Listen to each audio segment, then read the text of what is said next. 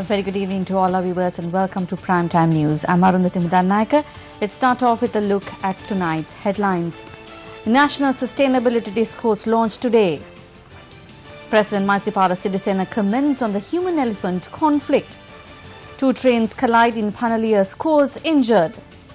UPFA informs Speaker of its stance on opposition leader. Opposition calls for the removal of the Prime Minister. Revelations at the Presidential Commission over the reason for the losses at Sri Lankan Airlines. Investigation underway over 10 billion rupee loan awarded to a People's Bank director. Navy intercepts trawler with 21 illegal migrants. Indonesia earthquake death toll nears 100. And now the stories in detail. The number of those injured in a collision between 2 trains in the Panali area between Ramukkana and Polgahavela on the upcountry railway line has risen to 32. According to police media spokesperson SP Ruwan Gunasekara, the injured passengers have been admitted to the Kurunagala, Polgahavela, Ramukkana and Kegol hospitals for in-house treatment. 7 people are receiving in-house treatment at the Kurunagal Hospital, 10 at the Polgahavela Hospital and 3 are receiving treatment at the Kegol Hospital. Meanwhile, the Railway Control Room said it has cancelled the night mail plying from Colombo to Badulla tonight owing to the collision that took place earlier this evening.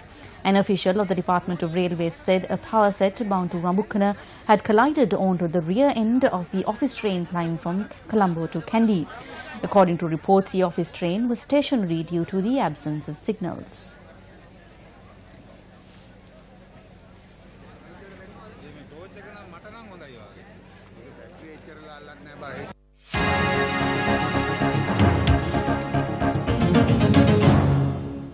The draft of the National Sustainability Discourse, which was formulated listing out the sustainable development targets to be achieved by Sri Lanka by the year 2030, was unveiled today.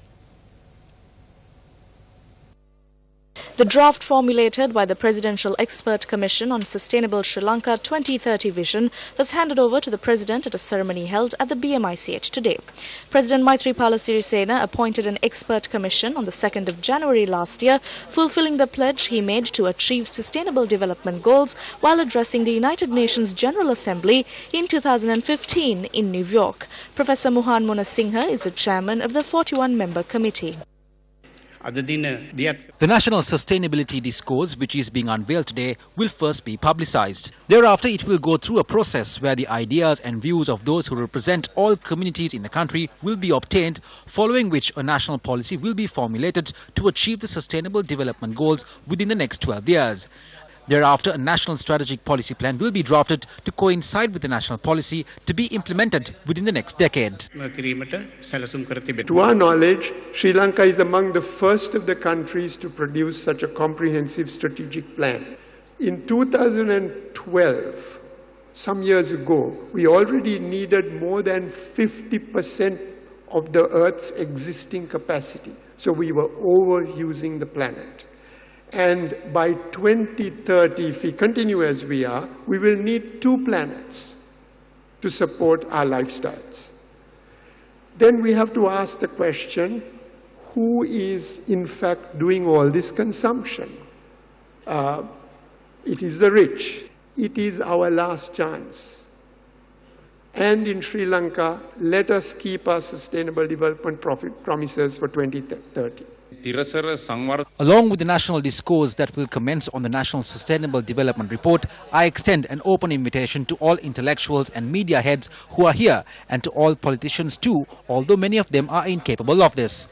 I have 2 main proposals in this regard.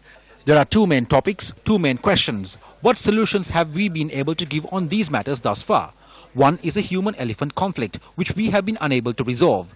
This morning when I woke up and looked at the papers, I saw 2 news stories which shocked my heart. A student sitting for the grade 5 scholarship examination yesterday sat for the exam after worshipping at the foot of his father's body, who had been killed in a wild elephant attack. There was another story just below it about how a mother and child have been hospitalized after being attacked by a wild elephant while en route to the examination center. I wish to ask my friends, the intellectuals, where are the solutions to these problems? Over the past 2 decades, the media has been attacking politicians and officials because of this human-elephant conflict. However, as far as I am aware, many things that can be done have been done and are being done. Nevertheless, I too accept that the problem has not been resolved as yet. Any person who believes that they have a solution to this can meet with me in person. Come and give me your proposal. This is one problem. The second problem I put forward is this. More than 35% of the food produced in this country is destroyed by animals. The number one culprits are monkeys. They scold the government when there are no coconuts. They even remember our mothers. There are more than 1 million monkeys in Sri Lanka. Each monkey destroys a bunch of coconuts each day. So if one animal is destroying a bunch of coconuts each day, then how many coconuts are being destroyed in the country each day? Where is the solution to this? The subject minister is here too. This report unveiled today is open to debate, discourse and dialogue. We welcome all criticisms. But far more than criticisms, what we need right now are solutions and actionable proposals, cooperation and participation. The website, web application and song of the National Sustainability Disclosure was launched by the President today. Journalists questioned Speaker Kharu Jayasuriya today on appointing a new opposition leader in Parliament. The issue was initially raised by the joint opposition, claiming they have the second highest majority in Parliament. On the 30th of last month, a letter signed by several members of Parliament was handed over to the Speaker requesting UPFP parliamentarian Dinesh Gunawardena be appointed as the opposition leader. Thereafter, Speaker Kharu Jayasuriya addressed a letter to UPFA General Secretary Minister Mahinda Amaraveera seeking the official stance of the party. However, following an event in Kandy today, opposition leader R. Sambandhan and Speaker Jayasuriya gave the following response on the matter. Now,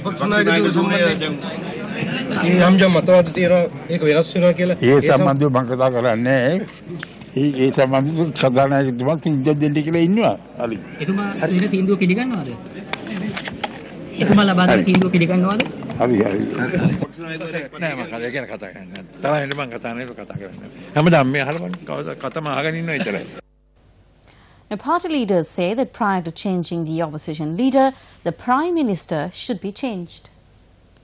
The cat jumped out of the bag yesterday. From whom did he jump out? Minister Mano Ganeshan. He said to let the position of opposition leader remain here at least until the constitution is drafted. As journalists, I suppose this tells you that they want to have a tamed opposition. So tomorrow let's see when at least 70 of the 225 MPs sit on one side and do their duty. We call on the Speaker as a public representative to fulfill justice to the people. First and foremost, they must have one common stance within the party. So since they have failed to even get that done, they have passed the buck onto the Speaker to make that decision. The joint opposition has decided that they should be given the post of opposition leader. All MPs have unanimously decided that Dinesh Gunawardena should be appointed opposition leader. There is no concern about that amongst us. There is an attempt to create a rift between us and the government as well as among ourselves to create a dispute. But that will be a bit difficult. Every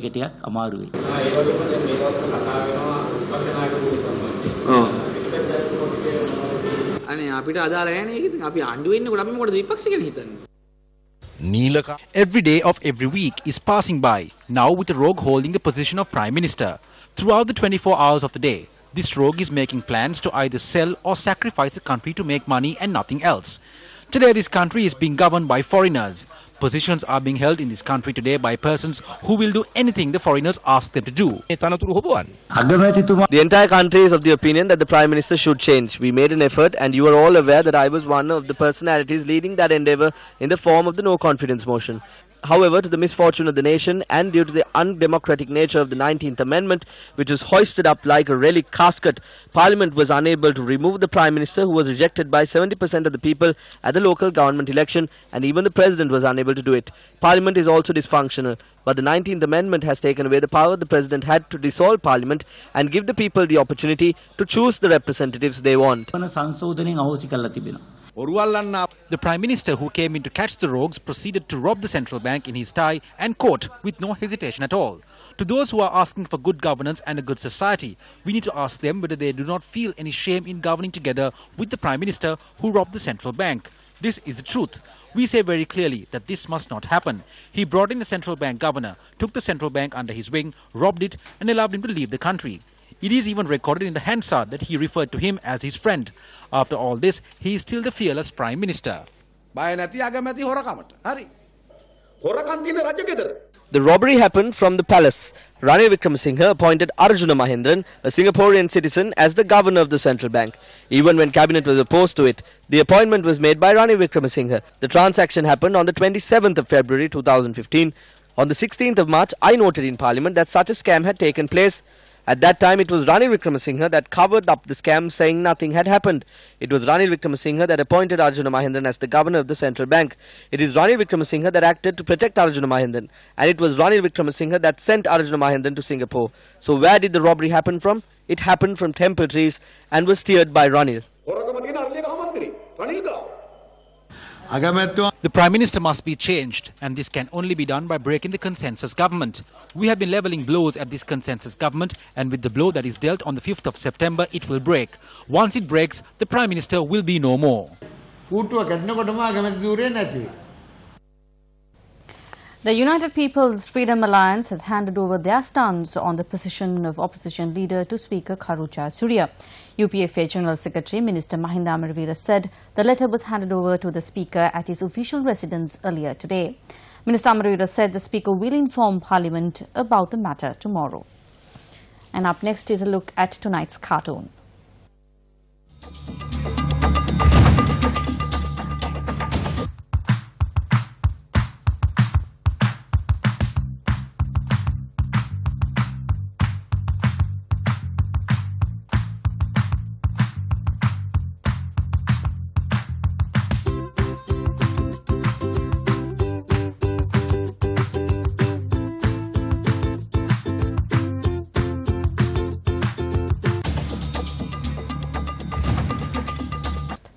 The Secretary to the Ministry of Public Enterprise, Ravindra Hevavitharana, says that an investigation has been launched into the incident where the People's Bank granted a loan of 10 billion rupees to a company in which Jahan Amaratunga, who is a director of the bank, is functioning as the Executive Vice President.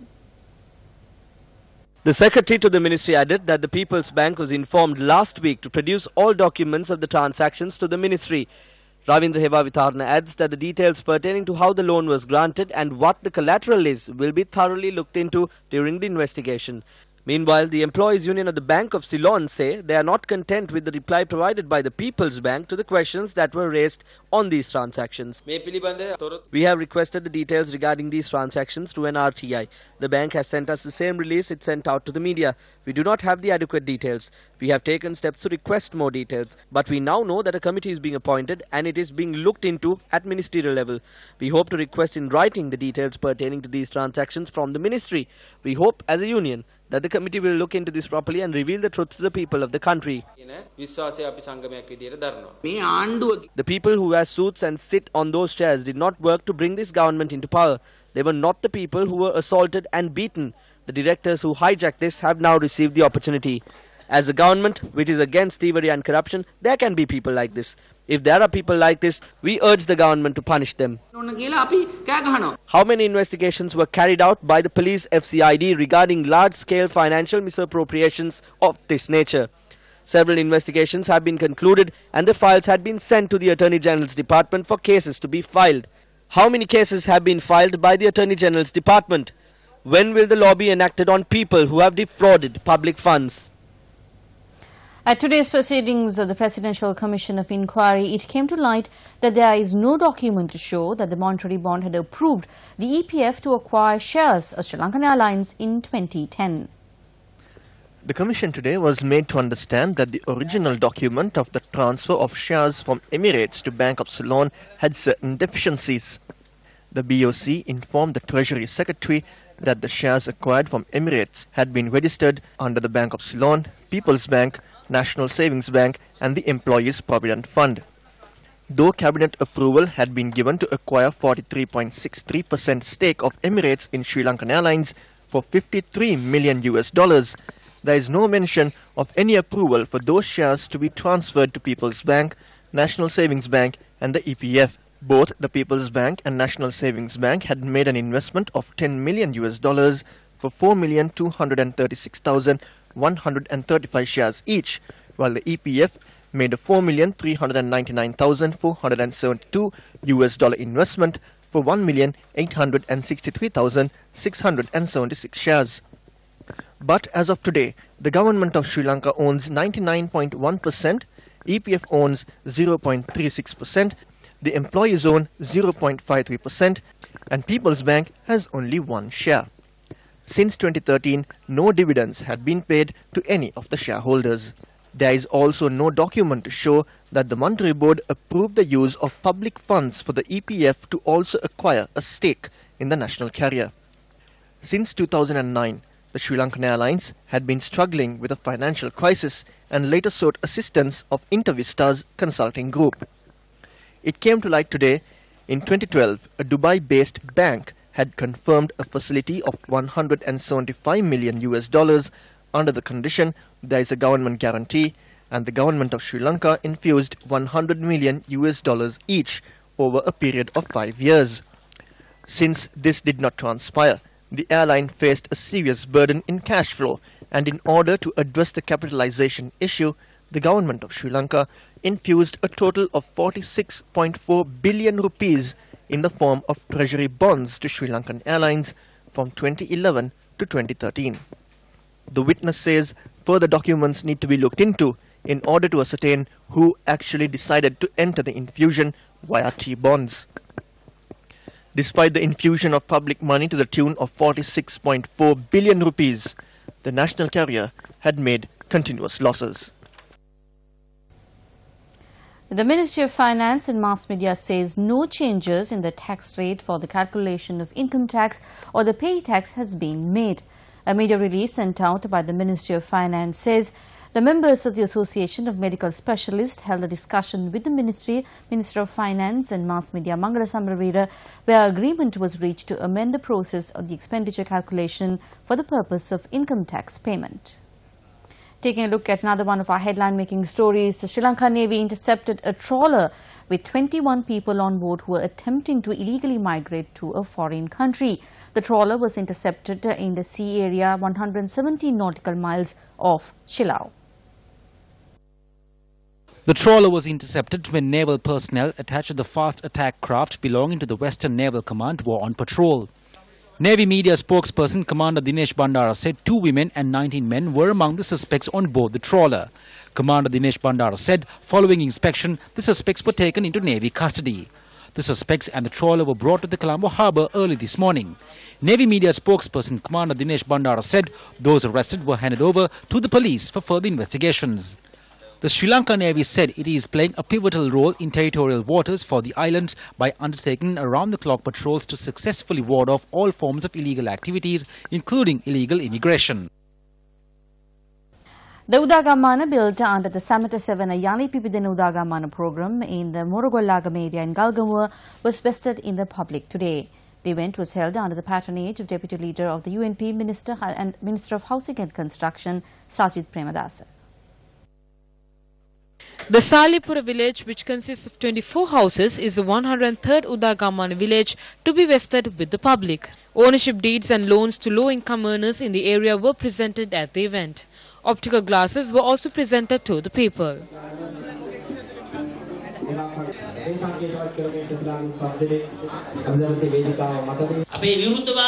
Those who oppose us ask what we did. I would like to challenge the former president who is leading those who oppose us to go from house to house to speak of Sajid Premadasa. Then you can ask yourself whether it feels good. They just speak and ask us what we did. Here is what we did. 990 Udagamanas will be built. Isn't that a historical venture? During his regime, he had a golden opportunity to build houses in this country. But what did he do? He didn't build houses for the people, but he built palaces for his family, including swimming pools and gyms. After winning the war, the remaining money was used up for the comforts of the royal family. By the end of 31st December next year, we will go in for the target of 2,500 Udagamanas. An interim injunction order has been issued preventing the sale of the Hilton, Colombo.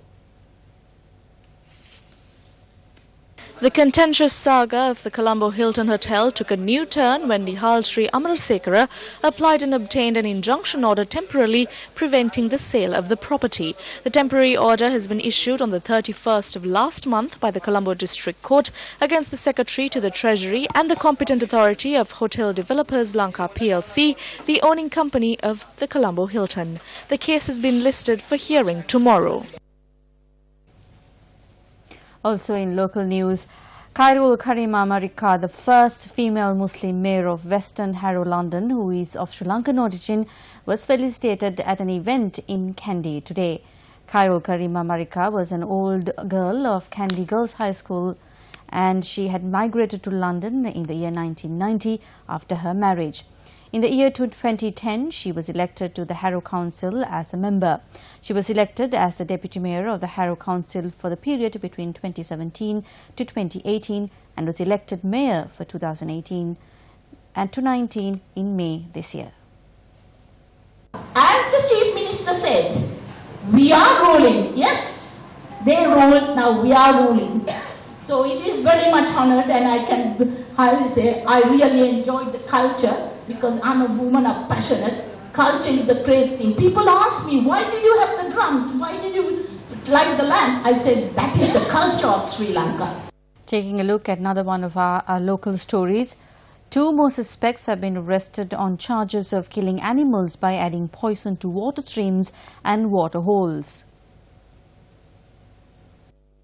A racket was uncovered where animals at the Somavatiya National Park were killed by adding poisonous chemicals to the water sources in the park and sold for meat.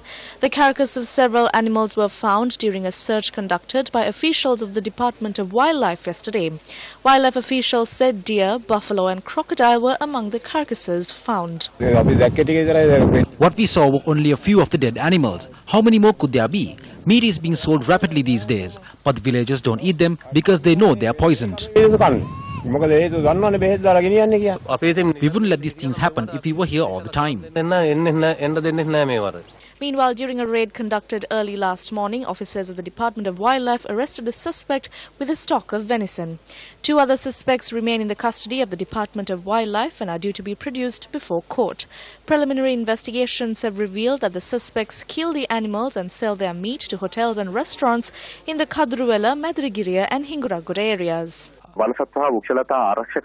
According to Article 30 of the Fauna and Flora Protection Ordinance, these animals have been specified as a protected and special species. It is absolutely illegal to kill these animals under any circumstance. Such a person could be arrested without a warrant. If that person is proven guilty before a magistrate's court, he could be imposed a fine of between 20,000 to 50,000 rupees or a prison sentence of not less than 2 years. The accused could even be subject to both the fine and the prison sentence. There is a lot of evidence of numerous animals, including a large number of deer, being killed by poisoning the water holes, the few water holes that remain during this drought period. This is a serious crime because not only are the wild animals being slaughtered, but the meat that is obtained from them is toxic. These poachers who are doing this are not thinking of any of the laws of the land or any other. This is high criminality, and this is happening within a national park where there is added protection to animals quite apart from the Fauna and Flora Protection Ordinance, which protects animals, all animals, including of course deer. There is a Wildlife Department. Wildlife Department has staff, and staff have field staff in these national parks. So it amazes us that this kind of activity is going on without a break in a national park which has a Wildlife Department staff on duty. One wonders what they're doing. They need to do their duty. There is a wildlife minister. Additionally, Somavatiya National Park is in an area of great significance to Buddhists. A great irony that it is happening in such a place. Former Sri Lankan cricket captain and present government minister Arjuna Ranatunga says cricket is a business. Speaking on Newsline this morning, the minister said that those in power must be held responsible for their actions.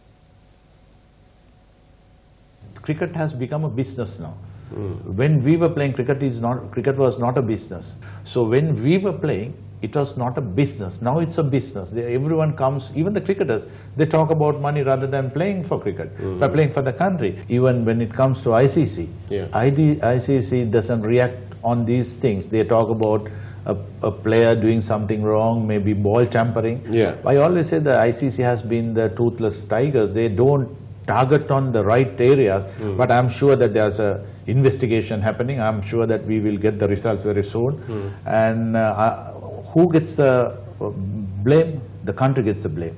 So ultimately, the minister has to take the responsibility on that. If you allow wrong people to come in, who the former minister or the present one, who has given that authority for the wrong people to come in, if something happens at the ICC or directive given by the ICC, I think those two has to take the blame on that. You take Gamini Dissanayake, he never had cricket background, but he picked the right people, he got them to run cricket, and that is how we were heading. And he got Abu Fuad, he got Neil Perra, Nisal Senaratne, they were gentlemen.